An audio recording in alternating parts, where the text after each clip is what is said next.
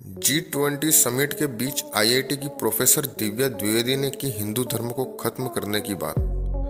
वामपंथी कविता कृष्णन की मंशा फिर से गुलाम हो जाए भारत। जी हाँ, ये न्यूज़ आपने कहीं ना कहीं सुनी होगी और नहीं सुनी हो तो हम आपको बताते हैं पूरी खबर। भारत जहां 9 और 10 सितंबर 2023 को राष्ट्रीय राजधानी दिल्ली में आयोजित होने वाले प्रतिष्ठान G20 शिखर सम्मेलन में विश्व के नेताओं और गणमान्य व्यक्तियों का स्वागत कर रहा है, वहीं लेफ्ट लिबरल ब्रिगेड इस अवसर का भी लाभ उठाकर अपने हिंदू विरोधी और पूर्वाग्रह से ग्रसित सोच को आगे बढ़ाने में लगा है। आईआईटी दिल्ली की प्रोफेसर दिव्या द्विवेदी और कविता कृष्णन इसी गुट की ऐसी महिलाएं हैं जो पीएम मोदी और हिंदुओं के प्रति अपनी नफरत को छिपा नहीं सकी और हिंदू धर्म और भारत के खिलाफ जहर उगलने के लिए G20 के मंच का भी बड़ी बेशर्मी से इस्तेमाल करने लगी। फ्रांसीसी मीडिया आउटलेट फ्रांस 24 से बात करते हुए प्रोफेसर दिव्या द्विवेदी, जो द कारवा, वायर और स्क्रॉल जैसे कई वामपंथी मीडिया पोर्टलों से जुड़ी एक स्तंभकार भी है,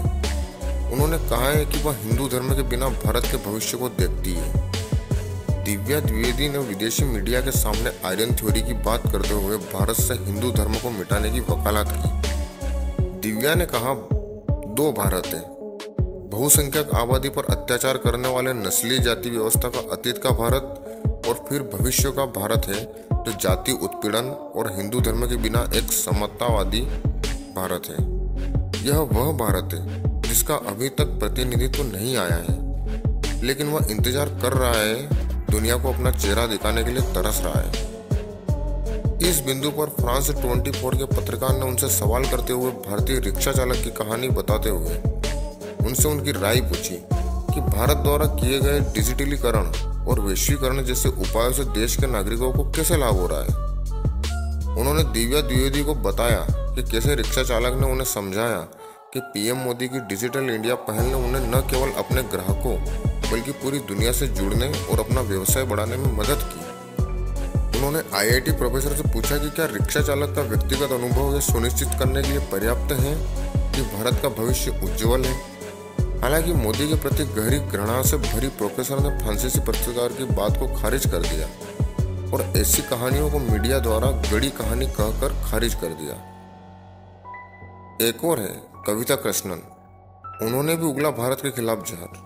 फ्रांस 24 से बातचीत करते हुए वामपंथी कविता कृष्णन तो 2 कदम आगे हैं। उन्होंने भारत पर अमेरिका द्वारा प्रतिबंध लगाने की वकालत करने लगे।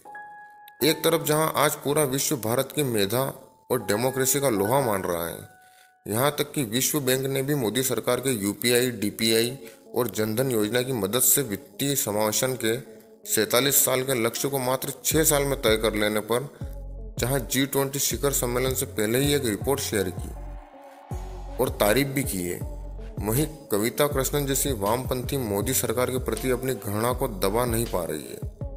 फ्रांसीसी मीडिया से बात करते हुए रूस से तेल आयात करने को लेकर अमेरिका द्वारा प्रतिबंध लगाने की बात की।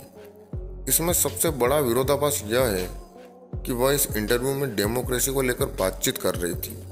दोस्तों, भारत को नीचा दिखाने का हर समय वामपंथी गिरोह ने पूरा प्रयास किया है। लेफ्ट लिबरल गिरोह और दिव्या द्विवेदी ने भी भारत के खिलाफ जहर उगलना जारी रखा और दावा किया कि भारत में भयंकर जातिवाद और भेदभाव है और आज भी भारत में उच्च वर्ग का दबदबा कायम है। इतना ही नहीं, अभी तक विदेशी मीडिया के सामने जो उन्होंने हिंदू धर्म और मोदी के खिलाफ जो जहर उगला वो पर्याप्त नहीं था। आईआईटी प्रोफेसर दिव्या यही नहीं रुकी, उन्होंने वैश्विक मीडिया के सामने भारत को और नीचा दिखाने के लिए कहा कि भारत में केवल मुट्ठी भर ऊंची जाति के लोग ही आकर्षक और शक्तिशाली पदों पर बने हुए हैं। उन्होंने मूल रूप से बताने की कोशिश की कि मोदी के भारत में न केवल अल्पसंख्यकों के साथ भेदभाव किया जा रहा है, बल्कि दलित, आदिवासी और निचली जाति के समुदाय जैसे अन्य समुदायों के साथ भी भेदभाव किया जा रहा है। उन्होंने आगे कहा कि ऊंची जाति के 10% लोग देश के 90% संसाधनों और पदों पर काबिज है और यह सिलसिला अभी भी जारी है। जब फ्रांस 24 के पत्रकार ने हस्तक्षेप करते हुए प्रोफेसर दिव्या द्विवेदी से पूछा कि भारत ही एकमात्र स्थान नहीं है जहां भेदभाव मौजूद है, इस पर प्रोफेसर दिव्या ने कहा कि भारतीय आबादी का 90% हिस्सा पिछले 3000 वर्षों से नस्लीय उत्पीड़न, बहिष्कार और यहाँ तक कि हिंदू धर्म के रूप में झूठे वर्चस्व का सामना कर रहा है।